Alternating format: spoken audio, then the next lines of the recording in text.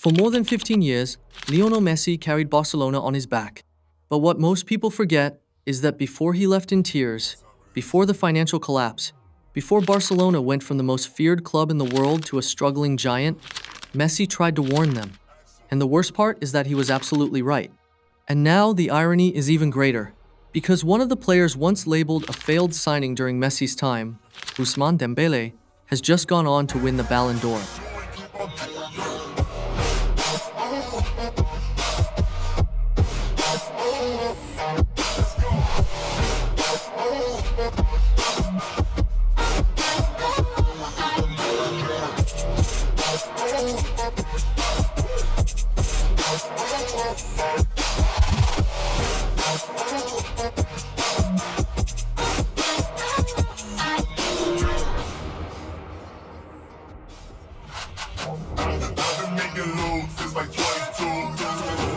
How I made it right here in the booth. I'm always pursued cause of what I pursue. This greatness, y'all gotta make it, I got things to lose. Wanna get on my groove, but can't get on my groove. Me, I selling Uber way too viable. When this joint drop, better go on cruise. And when you in the trap, better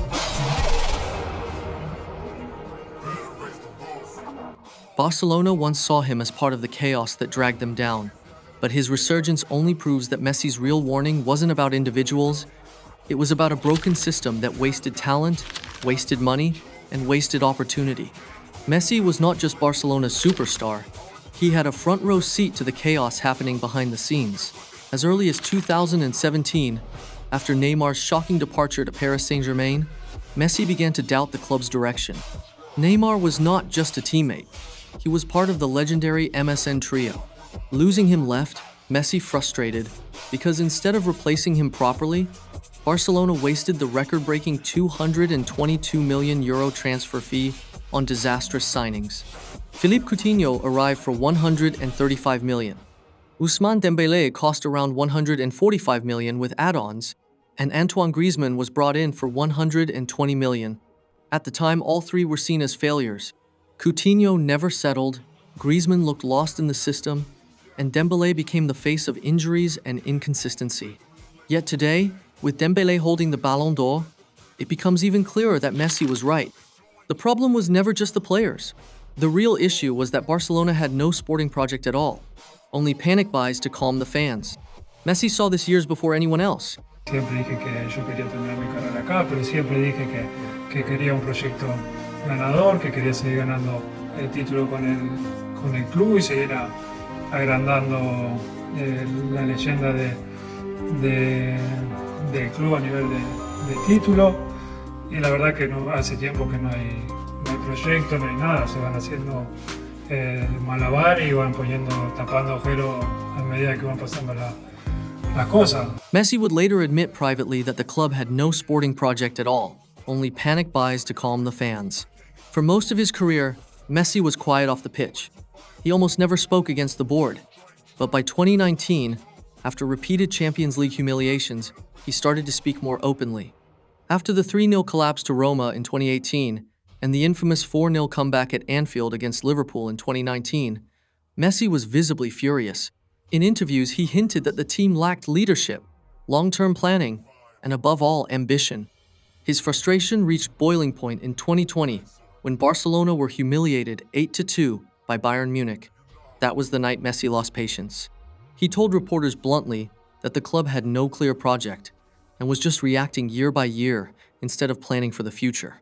That was not just anger in the moment, it was Messi sending a message. Of course, we've had a lot of injuries and many points that we've dropped in games where we shouldn't have. So now we have to be self-critical over the summer and look back at the mistakes we've made. And then it has to be looking back over the whole of the season. Of course, Real Madrid deserve it. We have to look at ourselves and work out where we went wrong rather than looking at the other teams.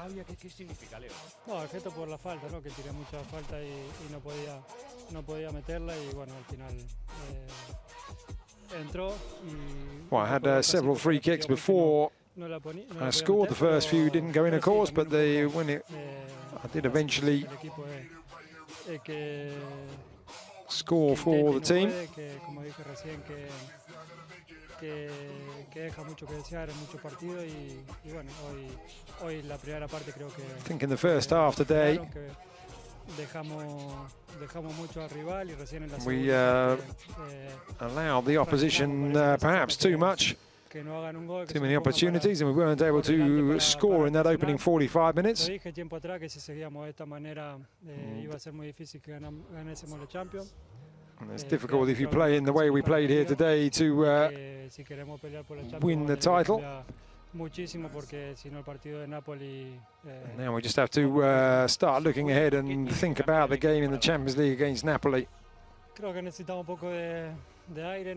think we just need to take a breather before the Champions League starts and clear our heads and begin to focus on that competition. Just have to think about the Champions League. It's a competition that we feel we can do well in. We all want to win it, of course. It's our wish.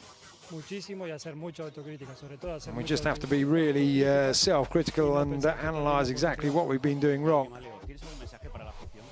Do you have a message for the fans? No, eso es lo de menos. Yo creo que la gente del club seguramente está muy caliente, muy enojada con todo lo que vio durante toda esta temporada. No, of course, everyone at the club is frustrated by the way things have gone all season. También lo estamos.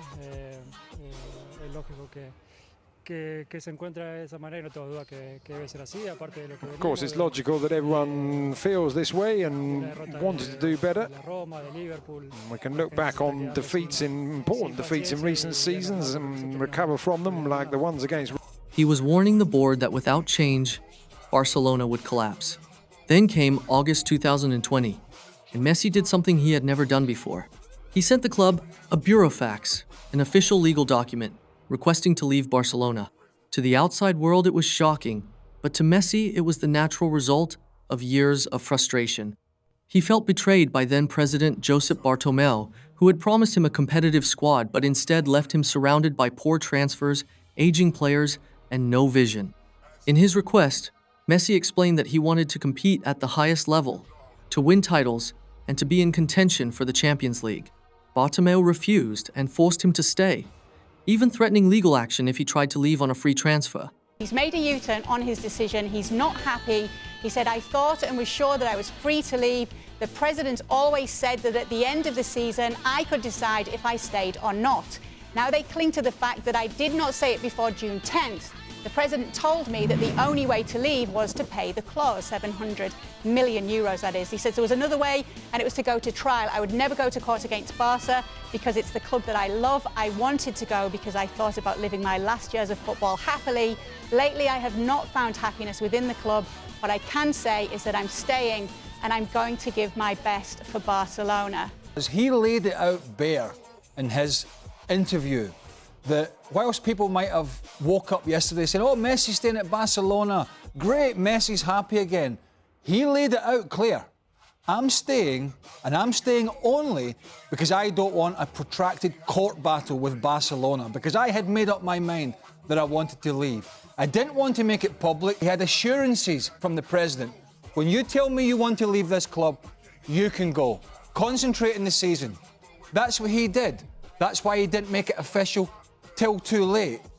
But trust me, the club captain and the best player in Barcelona's history has been betrayed by the president of this football club and the club itself. The big problem I've got here is that they have gone against the best player in their history and the captain. If that's how they treat Lionel Messi, how the hell does this club treat every other player?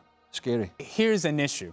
And the stark difference between the two storylines is the fact that Barcelona was not winning. So, even before this soap opera of Messi, this is a team that was all over the place. So take the soap opera to the side, take Messi to the side, and just evaluate this team and evaluate Bartomeu. And in the words of Lionel Messi, Bartomeu and Barcelona are a disaster.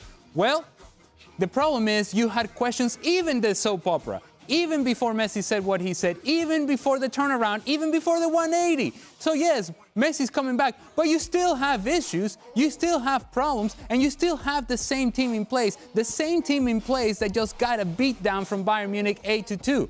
So, the issues remain for Ronald Koeman. The issues remain for Antoine Griezmann. The issue remains for all of Barcelona. And whether you have a happy or an unhappy Lionel Messi, to be honest with you, there are issues that go further than that in order to make this team a winning team and to meet the expectations of those fans around the world that think that Barcelona should be competing not only for La Liga, but for the Champions League title as well. The burofax was not just a transfer request. It was Messi holding up a giant red flag. He was telling the world that Barcelona was broken. Only 1 year later, the truth of Messi's words became impossible to ignore. Barcelona's finances collapsed completely. Years of reckless spending and disastrous management left the club with more than 1.3 billion euros in debt. They could no longer afford Messi's wages, even after he agreed to take a 50% pay cut to try to stay. In August 2021, Messi stood in front of the press in tears and said goodbye. He did not want to leave. He loved Barcelona, but the club had ignored his warnings for too long. The result was that they could not even register the greatest player in their history. Messi left for Paris Saint-Germain, while Barcelona were left to pick up the pieces. Looking back now, everything Messi warned about came true. The club's recruitment strategy was a disaster as Coutinho, Dembele, and Griezmann were all sold or loaned out for huge losses. The Champions League humiliations kept coming with Barcelona crashing out in the group stage 2 years in a row. Their La Liga dominance disappeared as Real Madrid and Atletico Madrid took over. And the financial crisis became so bad that Barcelona were forced to sell off future television rights, pulling economic levers just to survive. Messi had said there was no project, no long-term vision, no strategy, and when you look at Barcelona's downfall between 2017 and 2022, that is exactly what happened. The saddest part of this story is that Messi did not want to leave Barcelona. He grew up at the club. He wanted to retire at the Camp Nou. But as he once admitted, he wanted to stay, and the club did not allow it. His warnings were never about himself. They were about Barcelona's future. If the board had listened, they might have avoided years of embarrassment, financial ruin, and the pain of losing their greatest player. Instead, Messi left as a prophet who had seen the truth, a voice that was ignored until it was too late. So, when people say Messi abandoned Barcelona, they are wrong. Messi tried to save them. He raised the alarm again and again, but nobody listened. And now history is clear. Messi was right.